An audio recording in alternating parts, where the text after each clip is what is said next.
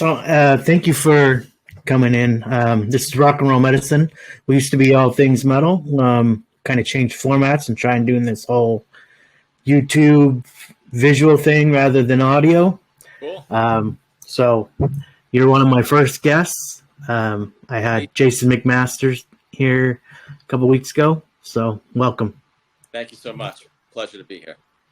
So I'm gonna, before we get into the new album with Dokken and everything like that, I kind of want to pick your brain a little bit. Sure. So in '89, am I correct? You joined Doro, right? You got the gig. Yep, 88, 89. And how did that go? And because it seemed like you did the one album, right? Yeah. And then you tour. Yeah. And then after that, you just kind of dropped off a little bit. Here's what happened. So at the time, the band was Tommy, still a dear friend of mine. Bobby Rondinelli on drums, who was in Rainbow. So and Doro. So that was the band. And then after we did the first album and tour together, I met this singer. His name is Eric St. Michael's. He's in a band called China. And then, we had some fun for writing. We did some demos, and Eric sang on them. And they came out really good, and we got a record. Oh, yeah, we got a deal on Atlantic Records. So it wasn't like we didn't want it. We just got our own deal. Right. So that's what happened. But unfortunately, that didn't work out. Record never came out. Whole So did it get just basically shelved? Yeah, record got shelved. And at that point, I started another band, moved to Los Angeles. Tommy had already moved. Now so 91 now, I have another band out in California, moved out here to play.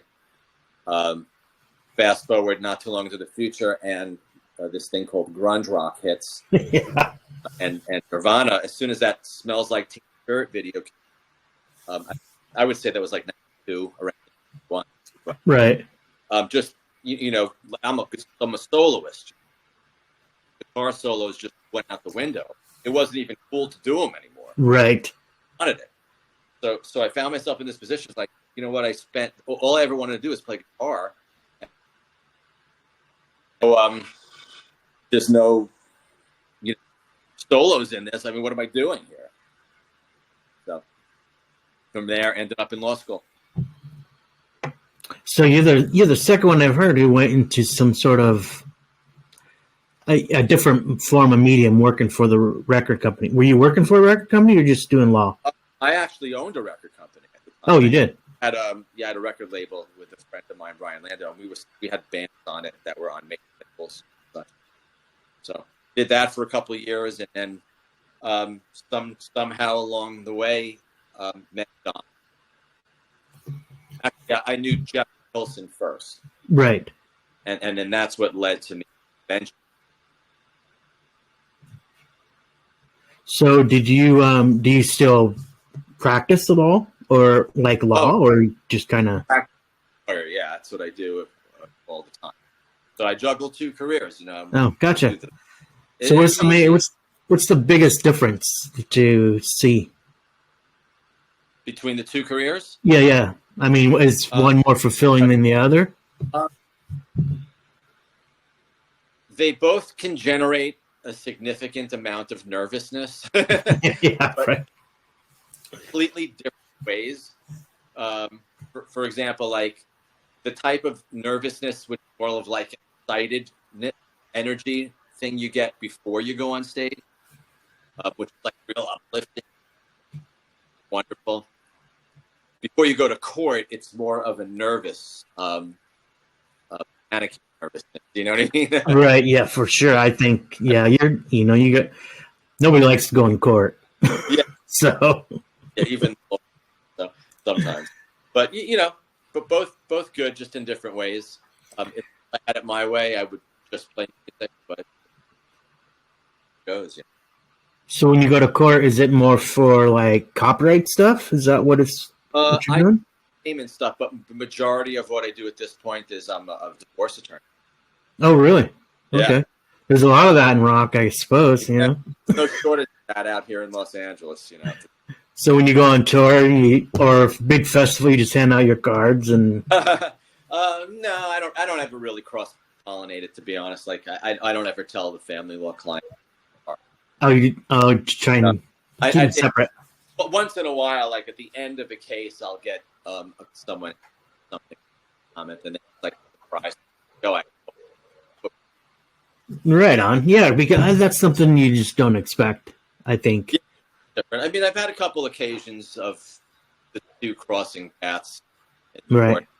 Or in Yeah, I think people will be surprised that my gig that actually pays the bills is actually like deals in finances. So, and we all got to do it. You know, and I'm not even a very good financer on my own, but I can do it for other people. You know what? Good at their job for others, but not for themselves. Right. I'm like great at giving other people advice. I can't, but for myself, I'm like, what do I do? Exactly. Okay, so 98 rolls around. You come into Dokken, right? And did you go into like a tour first, or did you go in to play on the album? Oh, it was a little bit of a longer process how it all came about. To give you like the abridged version, Jeff Pilson called me in '98 asking if I could play some solos on a few things. I didn't know it was for Dokken. I played on a couple of things. I went to a studio. I was still in a suit from having been, at work earlier that day, and Don was there, and he gave me a Les Paul and just said play. I think he must have been pretty skeptical about the whole thing.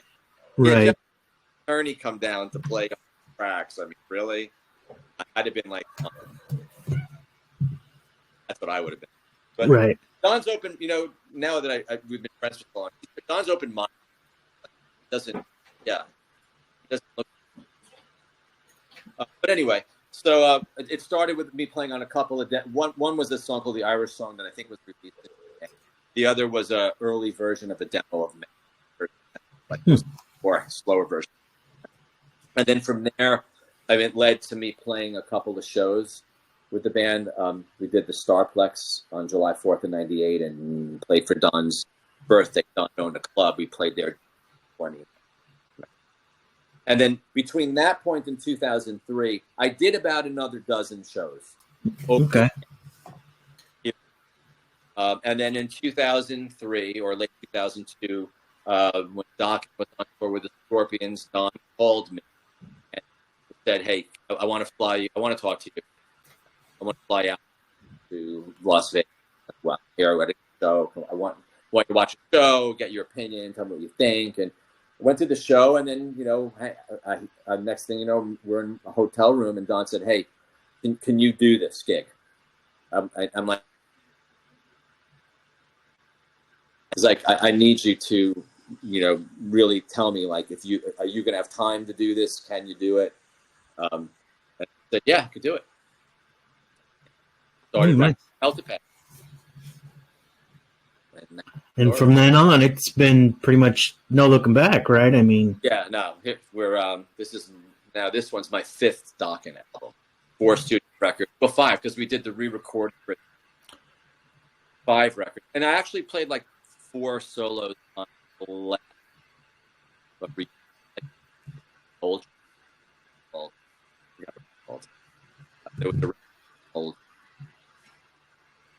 So when you did the re-records, is that just recording over what George has done?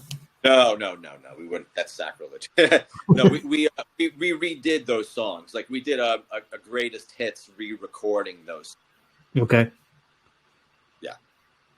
I think it was called Anthems, something like that. Don't remember.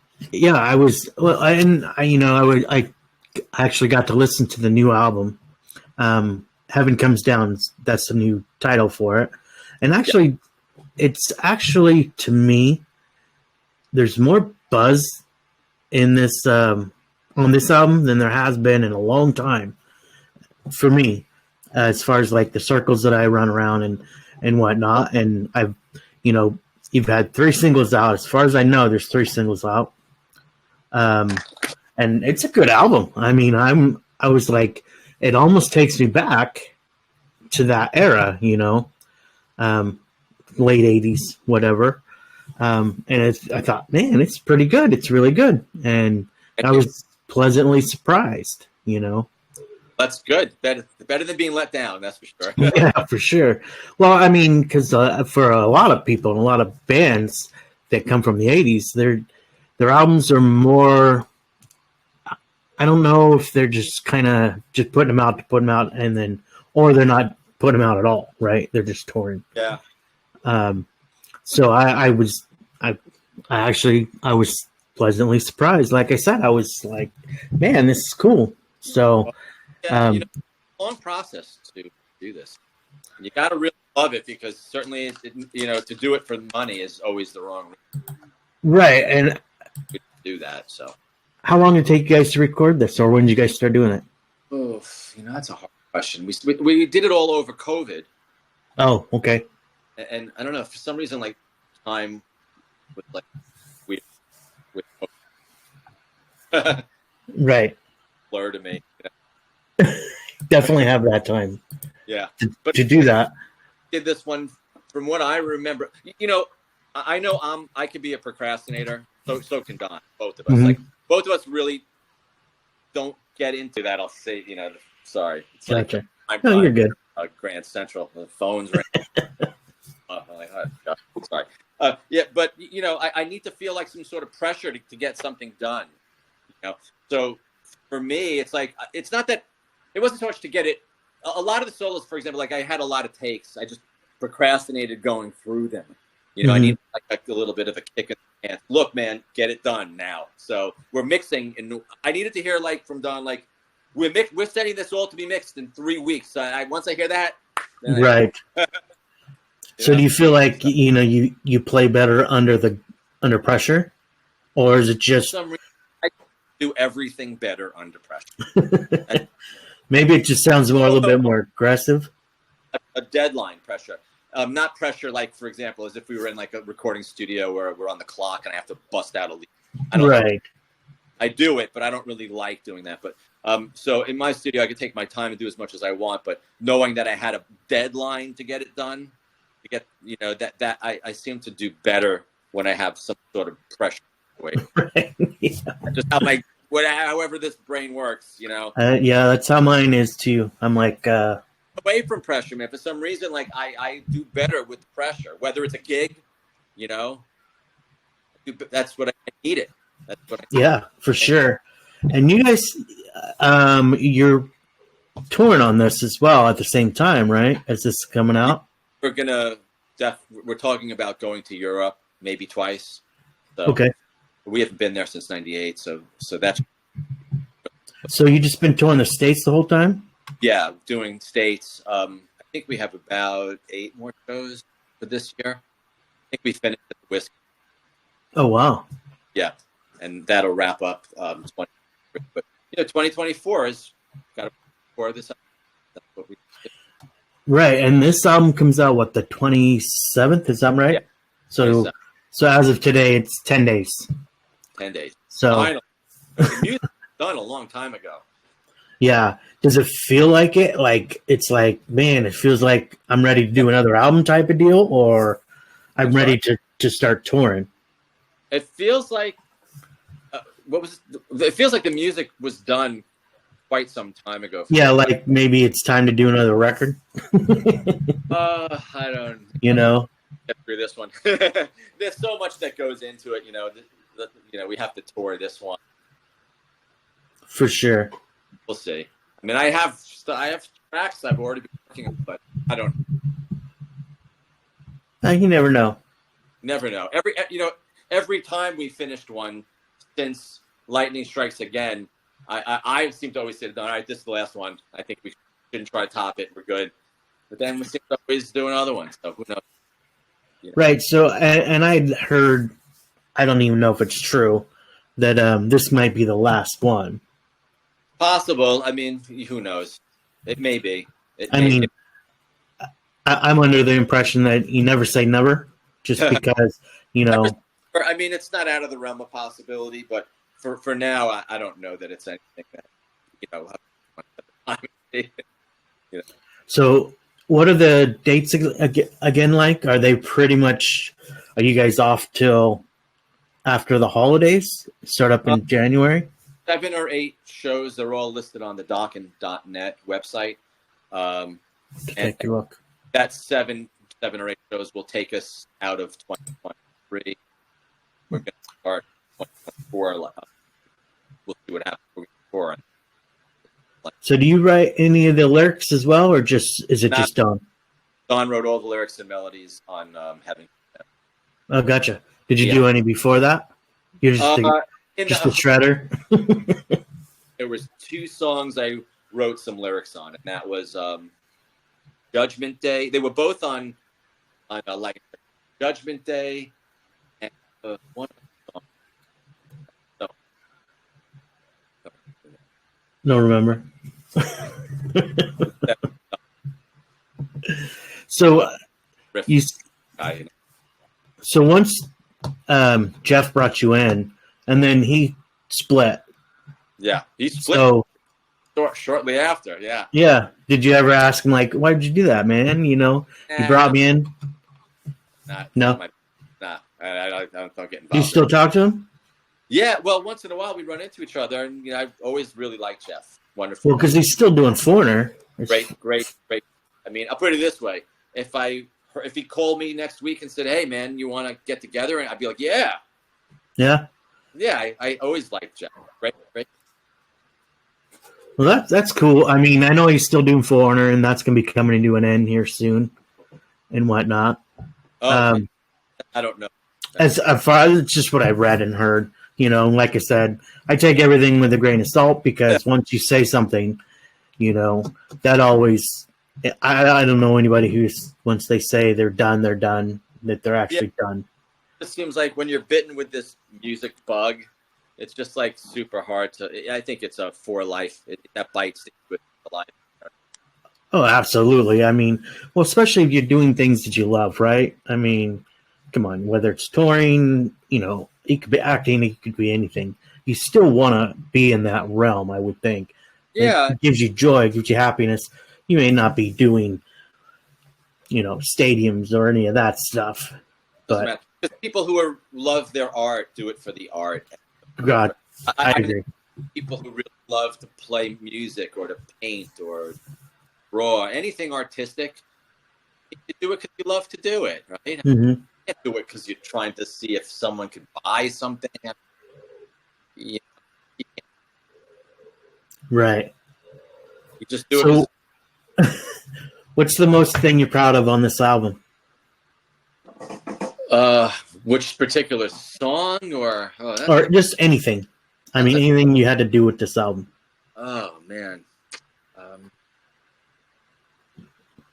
I don't know if I can pinpoint.